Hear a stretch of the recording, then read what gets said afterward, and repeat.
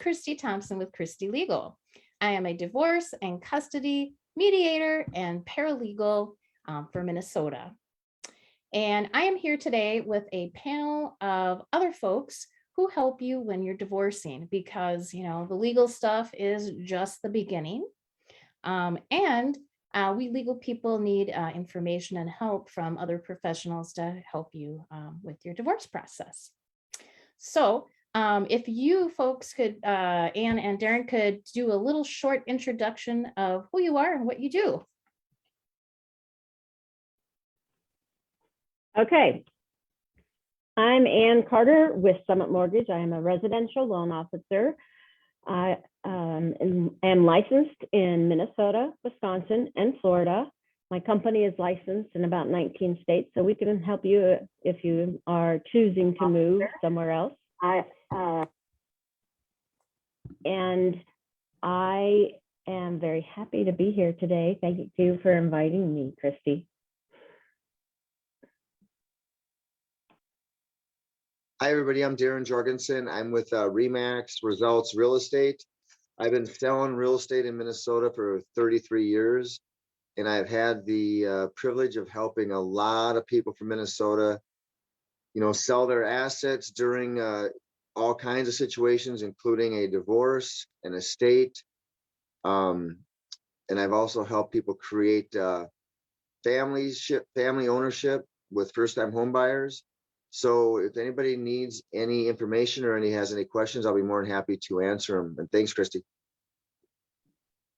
All right. Thank you to you guys.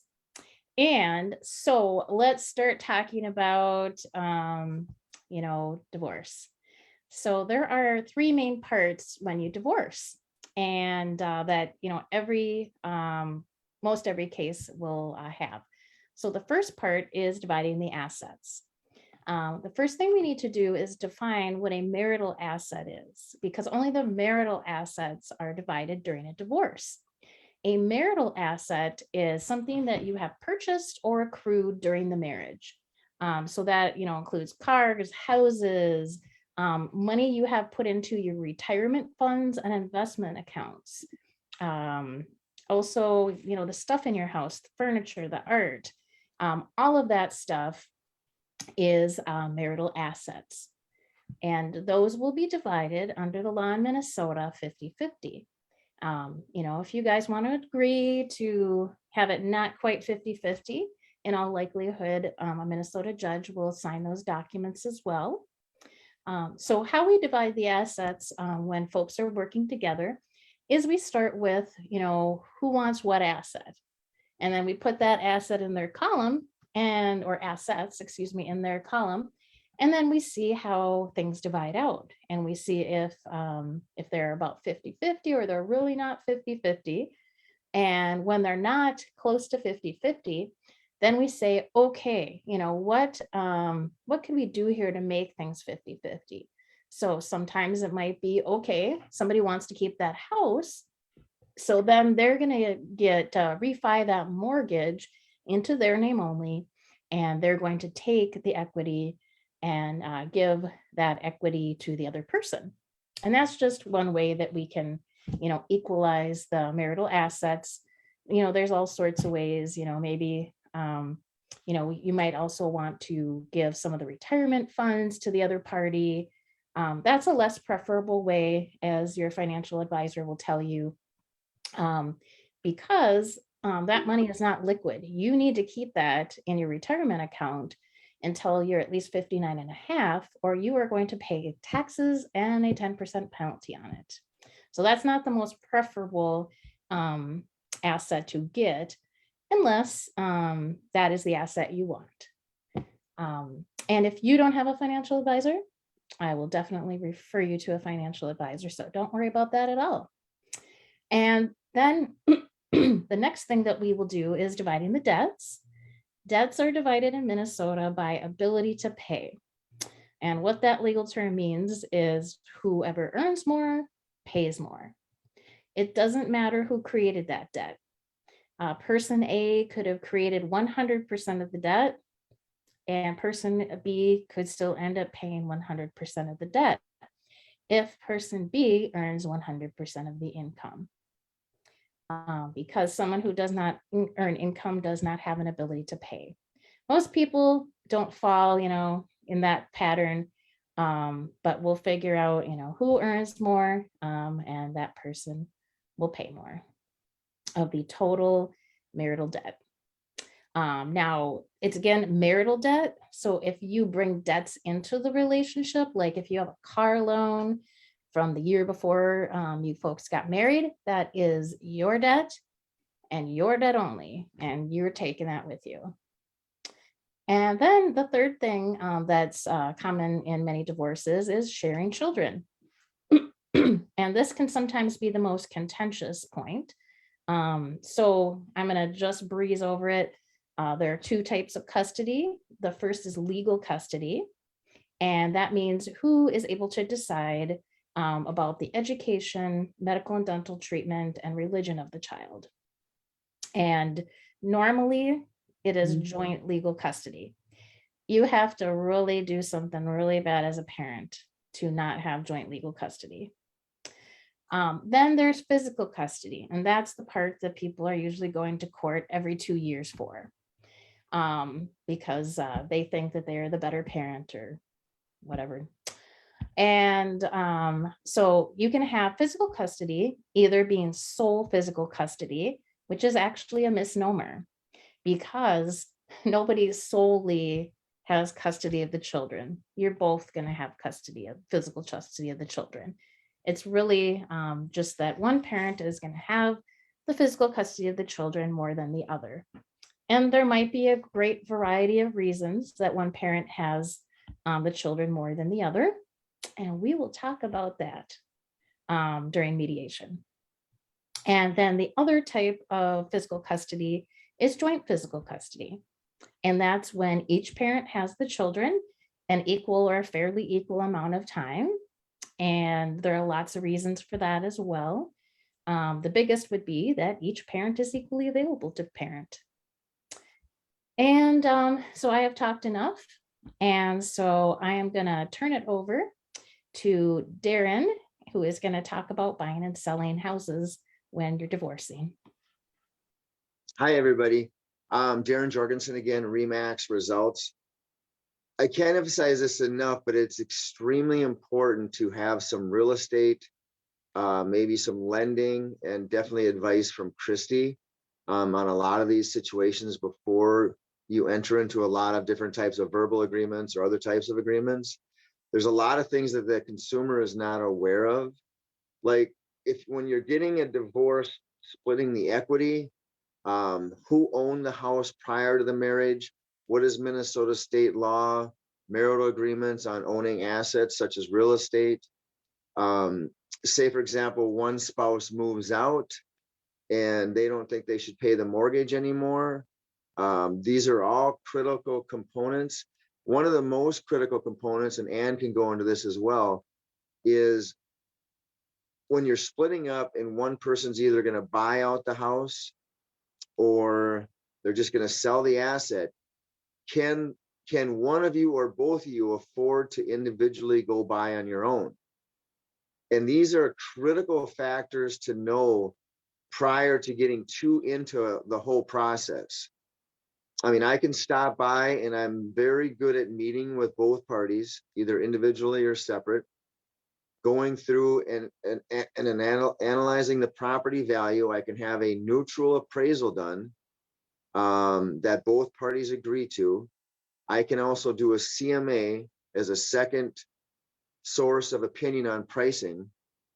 And then I can do a net sheet for you to know to eliminate the expenses and show the actual net proceeds.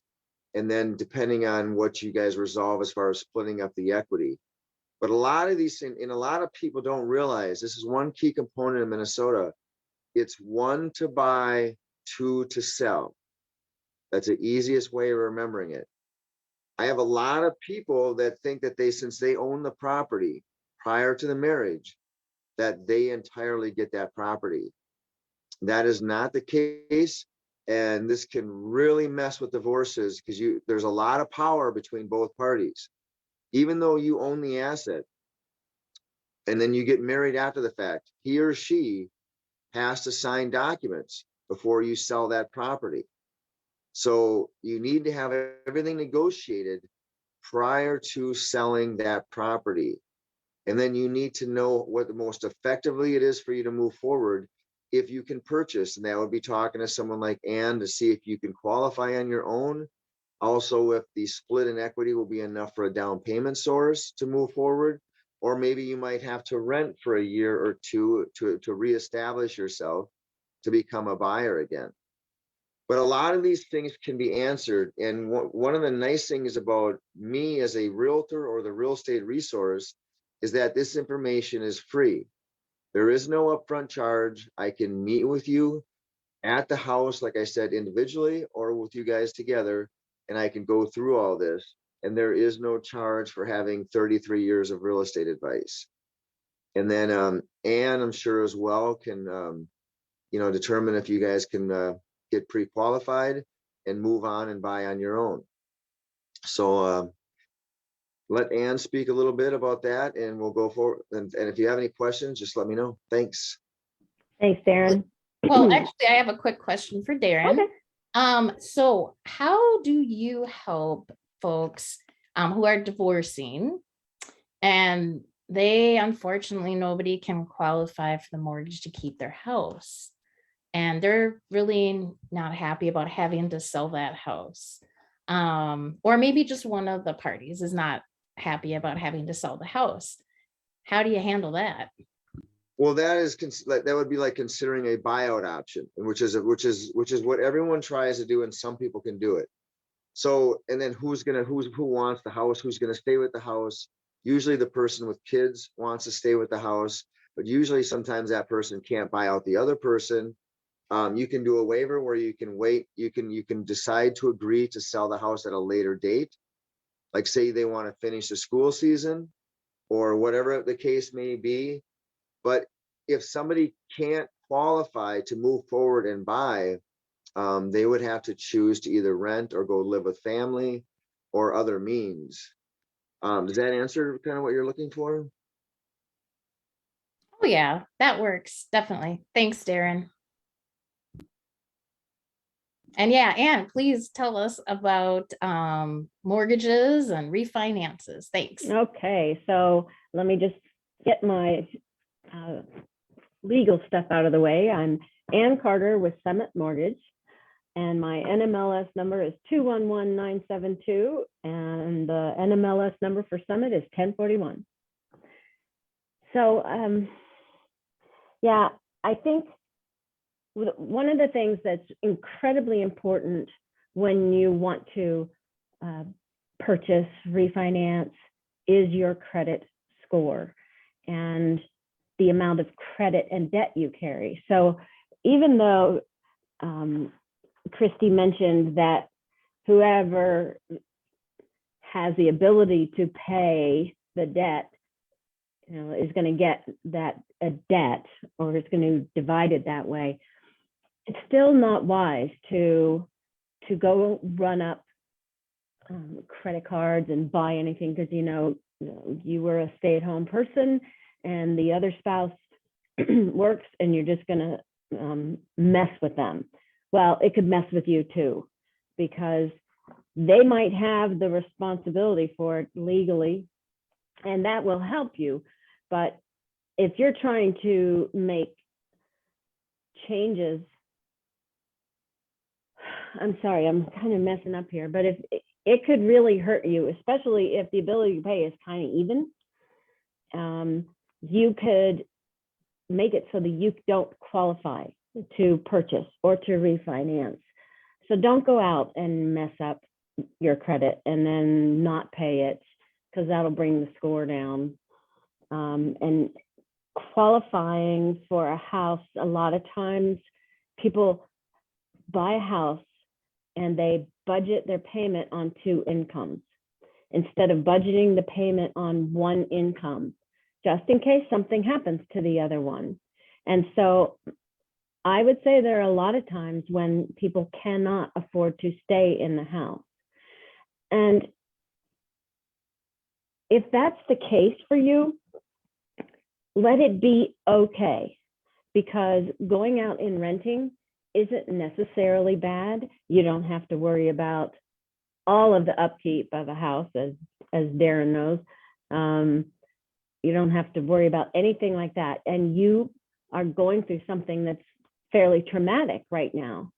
So if that's the case, and you can rent and stay in the same school district for the kids or the neighborhood or whatever it is, enjoy that time of freedom and being and less responsibility. Build up your credit or the down payment amount or whatever you need to do, or take the time to think, do I want to stay in the school district, or do I want to, maybe this is a nice opportunity to make a change to another district. I think you have to give yourself some credit and some ability to help yourself through it. But as Darren said, you know, I've got 27 years of experience originating loans, and it doesn't cost you anything to call me and talk to me about the situation. Here's the scoop. We can pull a credit report and see where you know, what's out there, and that would be good to use even in when you're figuring your debts and stuff, when you're trying to divide everything. But it doesn't cost anything to talk to me. And I'd be happy to talk with anyone about, can I even afford this? And then there are programs out there, even if you're not a first-time home buyer, there are some down payment assisted programs that I can help you with. So Yeah, so I think what Anne meant to say a few minutes later is that even if you're not the person who's going to end up having to pay that debt because right. you haven't been working, and so like for the divorce, you know, your spouse is going to get all the debt. Well, if that person can't pay that debt, that's still going to negatively affect your credit, right, Anne?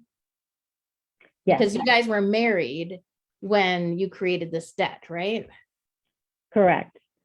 Well, and here's another point, Christie, is that there's usually one mortgage, and a lot of times some people think that one of the parties can refinance, and a lot of times until they talk to someone like Anne, they don't know if one party can qualify to refinance that loan and put it just in their name so they can get the other person off that loan. And then that's another factor, is like what Anne was talking about, is if they can't refi and get you off that loan, that debt can sometimes still be used against you if you're trying to purchase going forward. So a lot of these things are very crucial to talk to me and Anne and Christie about a lot of this, so you can have a better plan of attack. Yeah, Darren and Anne, I think that I was just listening to one of you talk about yesterday, as a matter of fact, that, you know, like, even if you're ordered to pay the mortgage in the divorce, that if, I'm sorry, if the other person is ordered to pay the mortgage in the divorce, if that person doesn't pay the mortgage and, you know, you're still on that mortgage, then your credit rating is going to go down because you're still on that mortgage. And some people, because the other person, you know, who wants to keep the house, you know, can't afford to refi right now, or doesn't have the income or whatever to refi, or, you know, rates are bad now, which isn't the case, right? But sometimes the rates are bad now, so they want to keep that good rate. You know, both people will stay on the mortgage, but if you're still on that mortgage, your credit is going to get messed up too. So that is why, you know, none of my clients have done this so far, actually, but if they want to do that, then we're going to need to put in their documents that if there's even one late payment, that they're going to have to put that house on the market. And would one of you explain, like you did yesterday, what happens when there's one late payment and two late payments and all that? Yeah, that's more in Anne's area of analyzing the credit report with an underwriter. Yeah, when you, most programs don't want to see any late payments on your mortgage in the last 12 months.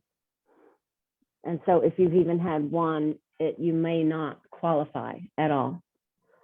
So instead of saying, oh, you got to refinance and get me off because you just missed a payment, you might have to just sell.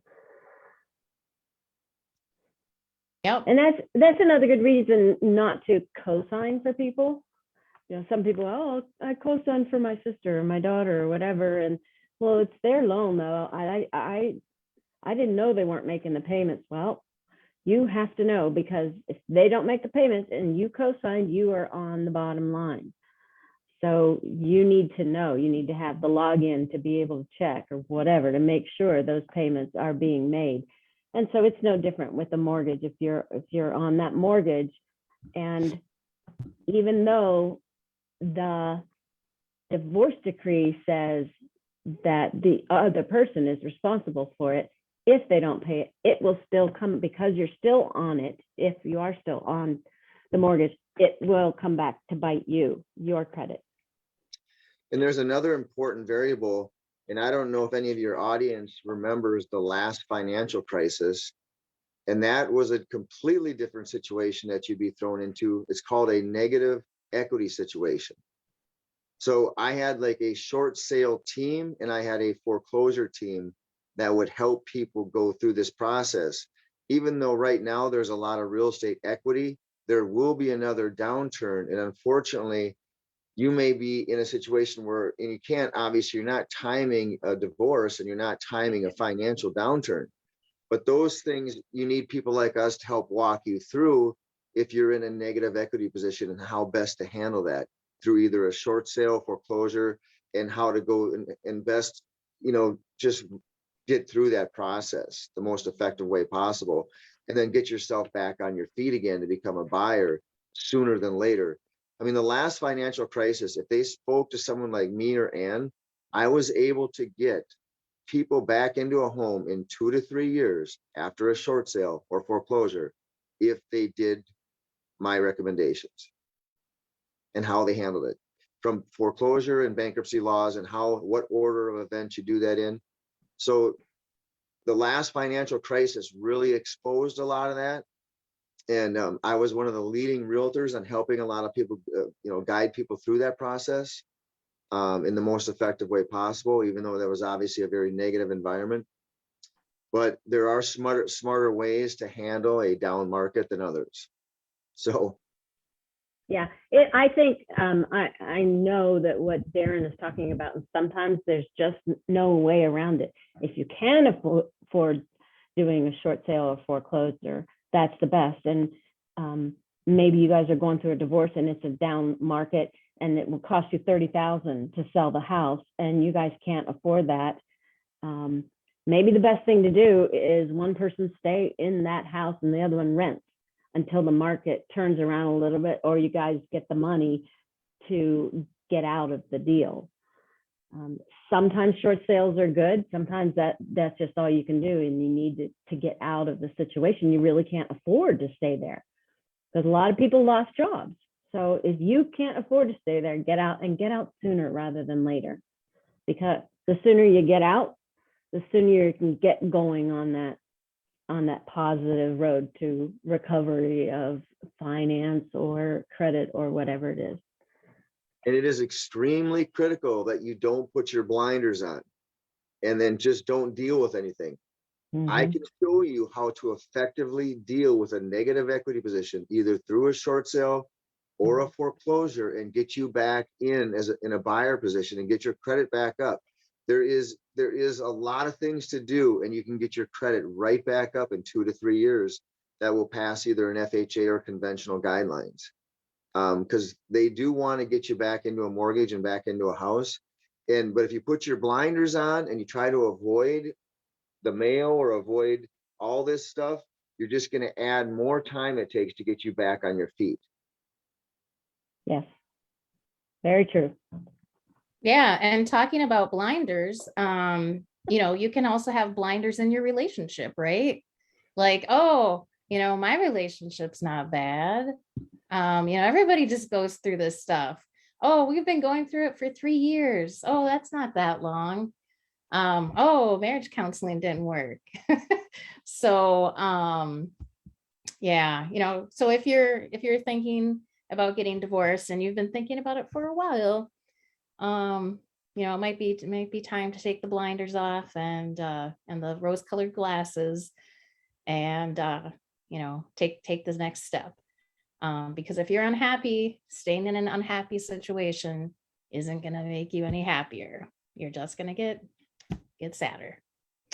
So one more thing, Darren, can you talk about how when you're going through a divorce, something that you can do to make it a little less unpleasant? And it's one of the things that you do in addition to real estate. Outside of real estate, I would spend time in a spiritual environment. I would spend time going for a walk down by Fort Snelling and the Minnehaha Falls. Anything that's anything exercise and the yoga, meditation, all those fun things that you can do to ease the stress on the mind. Just going for something as simple as a walk, buy a puppy and take it for walks every day. Anything that's fun, that's uplifting, that can get your natural, like I'm a strong believer in exercise. So a lot of different types of exercise can be very fulfilling and take your mind off things. And it just releases different, endorphins that you may need at these critical stages. Visit with friends. I do a lot of meetups, a lot of brewery meetups. Well, and exercise, if you do a couple of things for yourself every day, it's empowering. And so you get a little bit of positive, not just the endorphins, but the empowerment, like I control this half hour, because everything can seem like it's just falling apart around you. And maybe it is. And maybe this will help you center a little better and be able to go, okay, I can make it through this. And for people that don't like winter, you can either suck it up or you can join my ski club. And we got training sessions. We can teach you to ski, and then you can go outside down to Welch Village and have a bonfire and have a beer and ski all day. There's lots of ways of making things fun. Yeah, Darren is involved in like way more, meetups and activities than the average human can be involved in. So if you have like any questions about doing things to lift up your spirits, contact Darren. And do you guys have any more information about buying and selling homes or mortgages for folks who are divorcing? Any last thoughts? No, I think you can just you can go to our websites, which are in the information, and contact us. We'll be happy to chat with you multiple times if you need it. Go ahead, Darren. Yeah, and I can't emphasize this enough, that our initial meetings and most of the services that we provide, up front, are free. So you can utilize mine and Ann's experience, which is, she's 27, I'm over 33 years in the business. This is valuable insight. At least you can meet with us and it doesn't cost you anything. And as a buyer, there is no fees. You got the closing fees on the mortgage end, and as a seller, there are real estate fees. And then I can go through all those fees with you and discuss that stuff. But the initial education is free. And just like a financial planner, a mortgage person, even it's just a good idea to talk to somebody and get some insight from people that specialize in their area. All right. And Christie Legal also offers a free initial consultation. And so we would be happy to give you some information to get you started on the right path to having a great divorce process. Yes, it is possible to have a great divorce process. My clients are happy after their divorce. Well, most of the time, all the time, at least one of them is. Sometimes they both are, because sometimes people just grow apart and they just want to start their new life separately. So thanks for your time today, and definitely follow up with us.